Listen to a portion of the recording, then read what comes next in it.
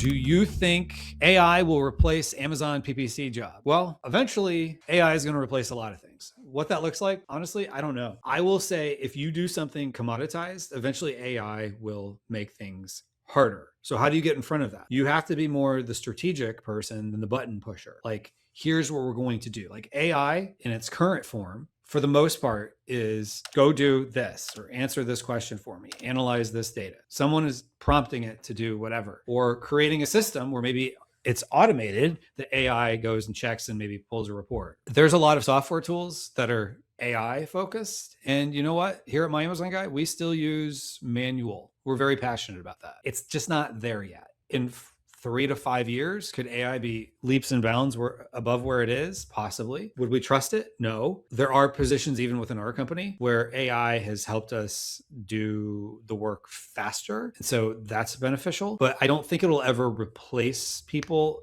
in the short term. In 10, 20 years, we achieve AGI. I don't know what that's going to look like yet. No one knows. In the meantime, I wouldn't worry about it. I would worry about how do you get better and not be just the button pusher, so to speak. And this is kind of go down a little bit of a rabbit hole, but I've had this conversation with 2 people recently. Think about jobs that you would think would be immune to things like AI. I'll use the example of doctor. So, you go to a doctor, you have your lab reports or whatever. They may glance at them initially. If you're even lucky enough that the doctor has seen the lab reports before meeting with you, or nurse calls, or that you just get an email or something. I upload my, blood labs into ChatGPT and it's telling me all kinds of stuff, and it's answering questions and, showing me studies and giving me all this detail that it doesn't do. I would imagine a world not too soon from now where doctors, like if you're just going to the doctor because you've got something basic and you just need like an antibiotic, that will probably be taken over by AI at some point, because it's just going to be a cost savings to the insurance companies, to the hospitals, to everybody.